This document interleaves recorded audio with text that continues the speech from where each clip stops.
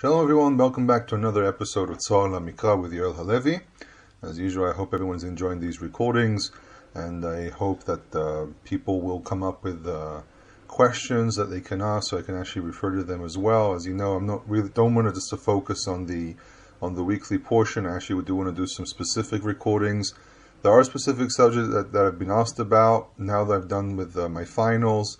I should have more time. It's just I have visitors coming over this week, and they're going to be taking up quite a bit of my time. So hopefully from next week I'll be able to start dealing with the specific questions that people asked, and obviously beginning with the subject of Shabbat, which I've been talking about for a very, very long time, so I apologize for the delay. In any case, this week we're starting again a new book, the book of Devarim, in the usual cycle. And as everyone knows, the cycle that we use is usually a cycle of finishing the Torah every year. But this, for those who don't know, there used to be also a cycle of 3.5 years, anything between 3 to 3.5 years, where the Torah was read in very, very small portions. And it was really based on the idea that any person who went up to the Torah scroll had to read directly from it.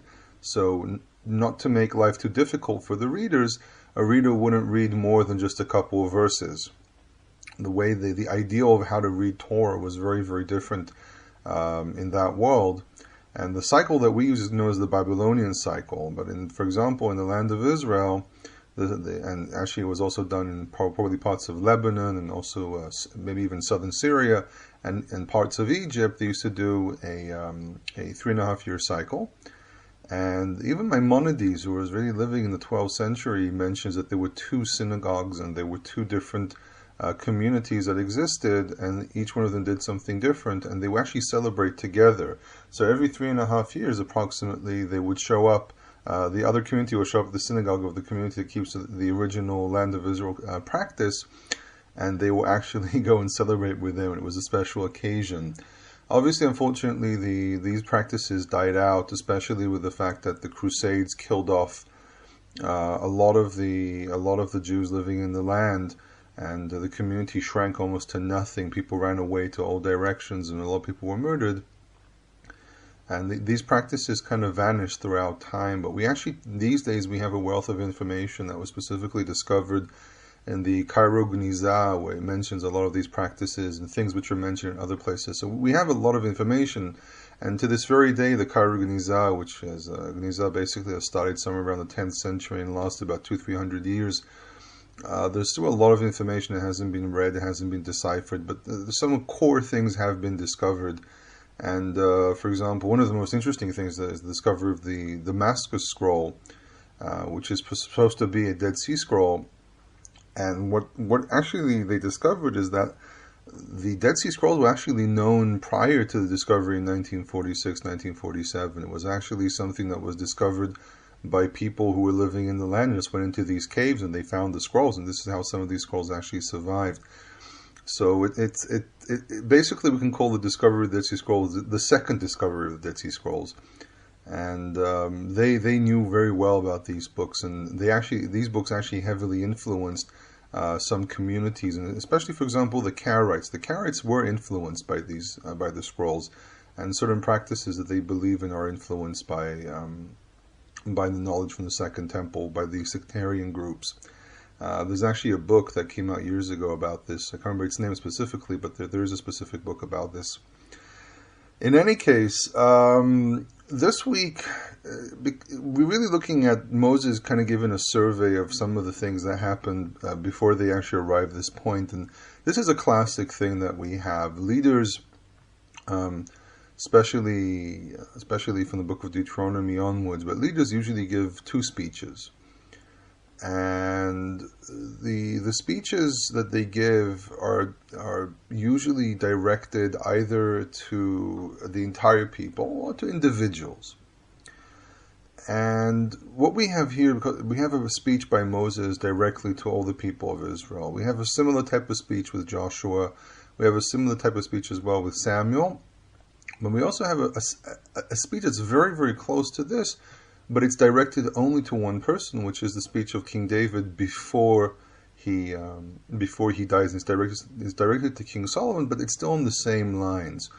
it was apparently very common for leaders to give speeches like this. But what we find is that the Torah and the rest of the Tanakh utilizes these speeches, especially at pivotal points where there's a turning. So we have Jacob doing this, because actually Jacob is really the first one who does it, because that's the point where Israel as an identity of a nation really comes into existence. And that's what we start hearing about. This is how it's not. These things aren't done in Israel. For example, we have when Dinah is raped, we have the whole statement that this is that we don't do things like this in Israel. So it seems to be they already had a national identity, and we have to remember that nationality back then. I mean, if you were 100 people, you can be considered a nation. You're basically a tribe. What we understand as nationality is today what we see as nations and so on is a relatively new concept. And when people argue about the existence of nations and countries and so on, I mean, it's really something that was very arbitrary back then. I mean, people were considered to be a nation if they spoke the same language. So technically, Germany was really made up of a lot of different countries. But because they all spoke German, they saw themselves as one large people. But what we have today is Germany. Just using that as an example, what we have today as Germany is a relatively new concept. But in any case, this is a speech that a leader is supposed to give to the people before he dies or before he leaves. And the speech usually contains a prelogue and an epilogue and things in between. And Moses does something very, very similar. And I was actually asked this week, and I'm very thankful for the person who brought this up. I was asked this week about the parallels between the book of Deuteronomy and what we have in documents which were discovered, for example, in Assyria. And there's a claim by scholars that the book of Deuteronomy can be dated based on the discovery of, for example, the treaties of Esarhaddon, or what we all basically call the Assyrian treaties of the 7th and 8th and 7th centuries BCE. And by the way, I was asked last week, what does BCE stand for? Someone thought it's supposed to mean before Christ or something like that. I'm just going to clarify this, that BC or BCE is really a secular term. It means before Christian era. And it was kind of interesting I was asked this. So if anyone ever has a question about this is what it means. But in any case, so we have these datings, and for example, I actually have the inscriptions of Esarhaddon, one of the great Assyrian kings. And yes, I mean there are similarities. I mean there's always going to be a similarity because there are scribal traditions. You know, people don't invent something out of nowhere. There are known mechanisms, and there's no reason whatsoever to argue that God would not use the same mechanisms. You have to remember that, as I've stated already this week on Facebook, a discussion I had with one of my professors, Dr. Edinburgh, that the mechanisms used to pass on information are the same. Everyone used the same mechanisms, and there's no reason on earth for the Torah not being in the same system. The question is about the dating of the book of Deuteronomy, and this is my answer. The answer is very simple. The treaties of Esarhaddon are based on formulas. These are called formulaic documents, and these formulaic documents are well attested. We have even situations where, for example, there's a description of a battle. Sorry, not a battle, a raid by a king, by one of the Assyrian kings or by one of the Egyptian kings, and these formulas repeat themselves over and over again, and even reaches a point where they don't make any sense. Like, for example, there is a description, I think, of I can't remember if it was Tiglath-Pileser V or it was Sancheriv, but they presumably attacked the land in the 8th century, and because of the static formulaic system that they used, he basically makes a mess of everything. The scribe who had to write this account had to keep to a very specific formula, which meant there was no logical order in what they did there. I mean, basically, they were trying to describe based on, I did this and I did that, and they had I'm not going to go into the details of how these things exactly work, but basically there was a formula where they had to build things up in a very certain way. But here they had information that had to be set in to these little blank places. And because of the fact that they just had to fill in words or whatever it might be, like for example, a scribe could show up with a tablet with most of the inscription written, and the king would just tell him, or whomever is in charge would just tell him what to fill in the blank spaces. Because of this formula, it creates a bit of obscure meanings. I mean, it sounds as if, for example, he attacks one place, and then he attacks another place, and then he attacks a third place, and the rule is that they're supposed to appear in order of importance. But for example, if I put the first city in, that actually will be the second or third city to be attacked, which won't fit the way someone surrendered. This specific example applies if we're talking about Tiglath-Pileser the or Sancheriv. It's an attack on Syria, which was part of the attack on the Levant in general. So because of this formula, it kind of messed up the order of where things go. So the same thing here. The Assyrians were very big on using formulas, and I think this was a very common thing. But the system the Assyrians used was very, very, very specific. And these formulas don't come out of nowhere. They don't just suddenly show up. Okay, they're built upon something much older. And the assumption is, I mean, again, the Assyrian Empire went through a lot of different stages, but it doesn't mean it vanished. Okay, the Assyrian Empire can be dated back into the second millennia. And what it seems to be is that because of this formulaic system, it misleads the people to think, misleads researchers and so on to think that that you can date the book of Deuteronomy based on just, for example, this piece of information. So first of all, there was a scholar which basically wrote a book called the Treatise of the Great King, and called something Meredith. Fortunately, I don't have the book in front of me. And what he actually proved there is that we can actually find these formulas even earlier, around the 12th century and somewhere around that area, really early Assyrian inscriptions.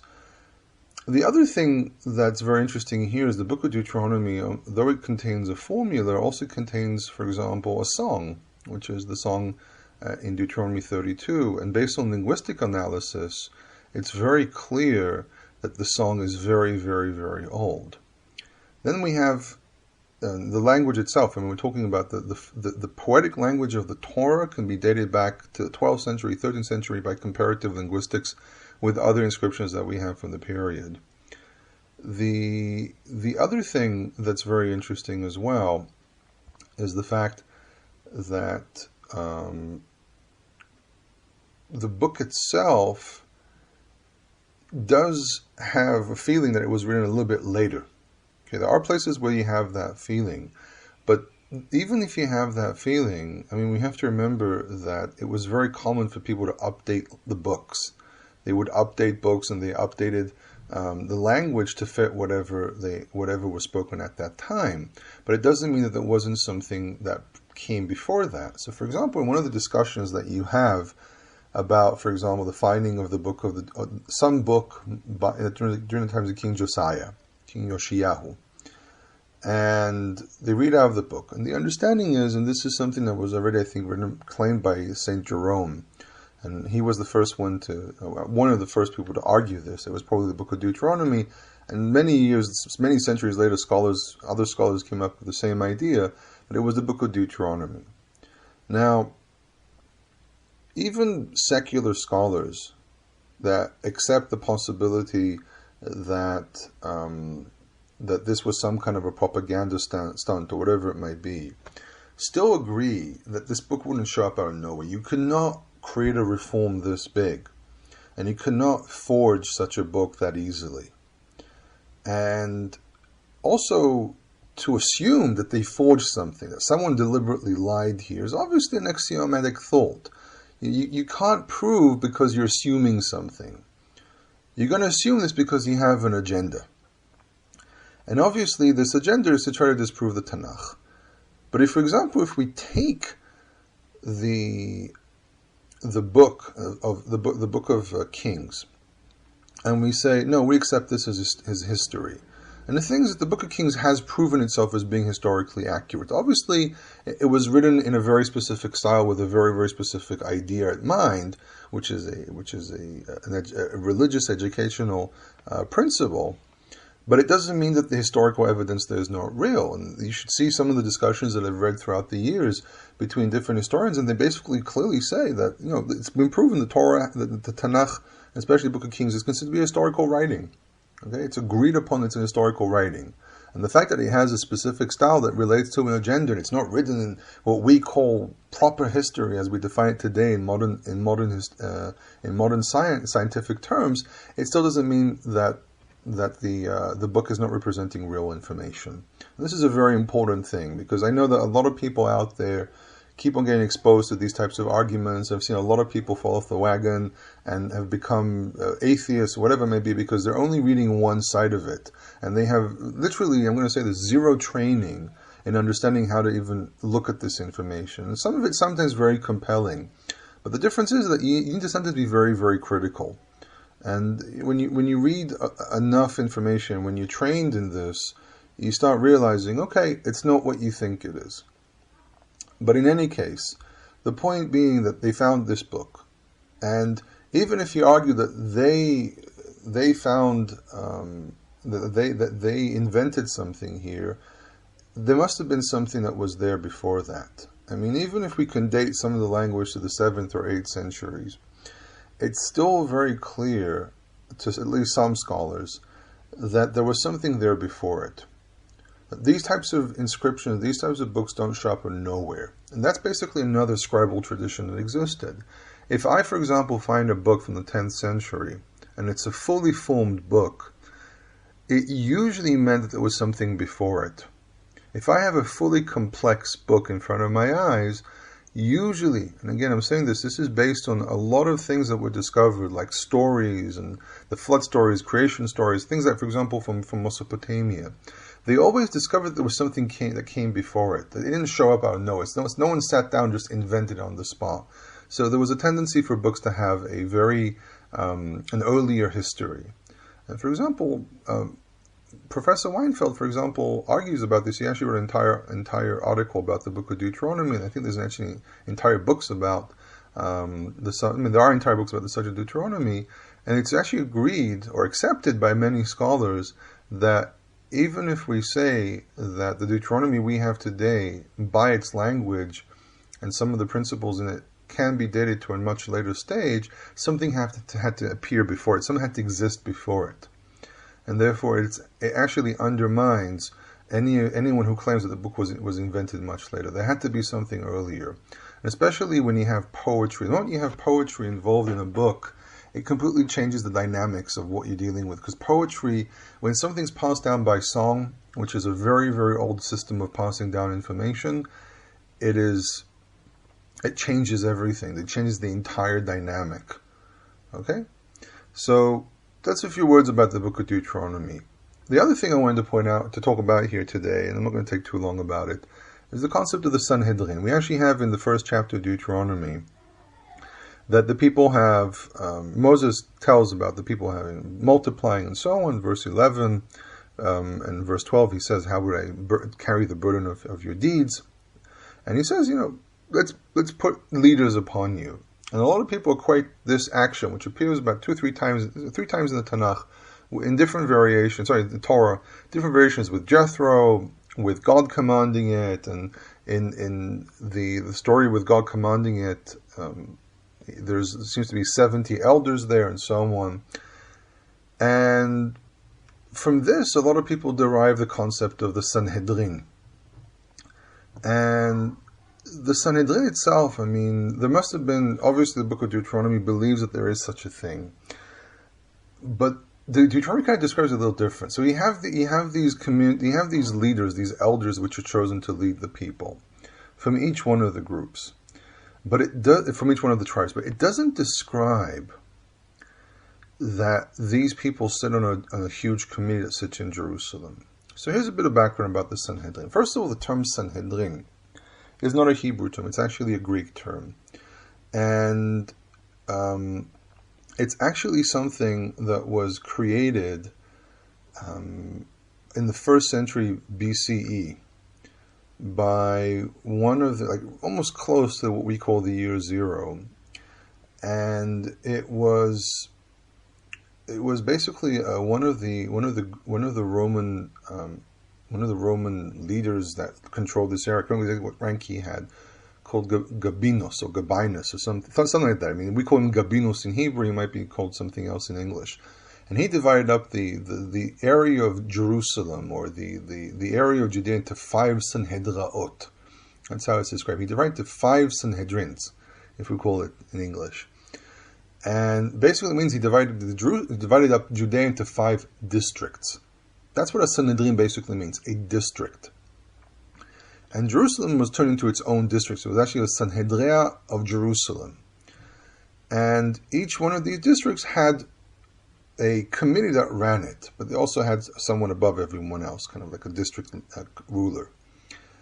And so first of all, the term Sanhedrin basically meant dividing a place up into districts. And this is exactly how it's actually described in the Mishnah. Now, we have to be very careful what the Mishnah does with a lot of these types of things, because it seems to be describing more the concept of the ideals and not necessarily what was actually done. So this raises questions about how it describes how the Sanhedrin worked, how temple service worked. I mean, I'm very, very doubtful about the temple service, the way it's described in the Mishnah, and I have a lot of difficulty accepting what's described there, because it seems to be it's describing more the ideals and less of what was actually done, because the temple was under very different control. But in any case, this is another subject that we might one day deal with. But in any case, we had district leaders. So a district will have its own little Sanhedrin, which meant that, for example, the way it's usually described as a town would have, a small town will have a committee of 3 elders. A large town will have a committee of 23 elders. Now, 3 elders can only really have discussions about money and marriage and so on. 23 can already start dealing with capital punishment and things of that nature. And then, above everyone else, presumably in Jerusalem, there's supposed to be a Sanhedrin of 71 elders who rule over all of Israel, and they're supposed to be representatives of each one of the tribes. So this is the ideal the Mishnah describes. And this great Sanhedrin is the one that makes up the rules of everything, and they deal with any dispute and any argument, and Torah bursts forth from there. Now, first of all, this is really not the ideal described anywhere in the Torah. There's no description of a committee. There's only really a description that there are some elders who are supposed to lead people the same way Moses does. They're all chosen from all the different tribes. There's one point it describes 71 elders, but that's not even clear exactly how that worked. And what we have here is a general observation of, you're the ones in charge of upholding the Torah. So for about 15 years now, there's been a Sanhedrin, a so-called Sanhedrin, which really is composed of people that it started off as a real thing. There were a lot of rabbis who were willing to sit there, but because they were seen as some kind of a competition to the main system, the main mechanisms of rabbinic leadership here in Israel, a lot of rabbis realized that this can undermine other things and basically left. And there's even rumors of maybe some threats that went on there that certain rabbis will lose their rabbinic status if they stay with the Sanhedrin. That's a bit of bullying, but it's besides the point. The problem is that this Sanhedrin really has no authority. This is where a lot of their activity kind of dropped. And the other thing is that they were trying to bring to life something that probably never actually existed, at least not in temple times. And what exactly is a Sanhedrin? If we take what the Torah describes, actually we have to jump somewhere else. This is actually a committee built from priests, basically temple servants, okay, and from a judge, some kind of a king that rules at the time, and nothing else. I mean, at the end of the day, the authority of the Sanhedrin, the authority of the committee of of the Torah committee that sits at the temple was really by the fact that they were priests, that they were Levites, that the king was above them. So really, from what I can tell, the way the Torah describes it, I think that it seems to be much simpler to claim that if we want to reestablish a Sanhedrin, it has to actually be done by the ones the Torah gives authority over Torah. And that's the Levites and the priests and the king. Now, having small committees, small bodies that govern the people is a normal thing, a normal description, a normal occurrence in the ancient world. You can't, every time you have a trial, run out to some major city. No, each place has its own little court and so on. But if we're talking about the big court, the temple court, its authority is derived from the fact that these are priests and Levites, that this is the king. And these are people who were not elected from the rest of the tribes. These were people who their entire job in life is temple and Torah. And they're committed to this thing. And they are the ones who pass down the information throughout the history of the Jewish people, or the history of Israel, as the ones who have the Torah scrolls, the ones that are divinely sanctioned. Okay? That's one of the things, that they're basically divinely sanctioned by the fact that they are priests, by the fact that they were Levites. So again, I'm not going into great detail about how exactly it works. I mean, this again might need to be its own discussion. I'm just saying, picking a few things about the book of Deuteronomy, raising some of the questions, hoping that people will interact with this and see what they can find and so on. I mean, there has been a great rise in will to do certain things, to bring certain things to life. Red Heifer, which Temple Institute just started reintroducing, though they've been dealing with this for over a decade. I mean, I was involved with them when they brought this up back almost 15 years ago. Red Heifer has always been on people's minds. So again, the will is very, very blessed. The question I raised. I mean, I don't like being overcritical these days. I mean, I used to be very critical, but to raise a few things, I think that the way it's been dealt with is a little amateuristic and probably not to the guidelines of Torah. And we should be a little careful with this. But again, I think that the activity itself is very, very blessed, and it wakes people up. So in any case, history of the book of Deuteronomy, a bit of background about the concept of Sanhedrin, ideals versus realism, or ideals versus what actually happened. And again, general lines, not going into specifications at the moment, because all these subjects are big subjects. All these subjects can be spoken about for hours and hours and hours. So again, I hope people enjoyed this recording. I hope it's opened up people's minds to new concepts, new ideas, new directions you can look at. And again, if you want to communicate with me, there's the Facebook page, there's also the email, Hebrew in Israel, one word, HebrewInIsrael@gmail.com. As you all know, I also offer Hebrew lessons. I have a weekly Bible lesson. And remember, my Hebrew lessons are not just mechanical learning of Hebrew. There are a lot of other things that I add into it, biblical studies and history and things of that nature. So if you're interested, you can contact me. And I hope everyone has a wonderful Shabbat. Shabbat Shalom.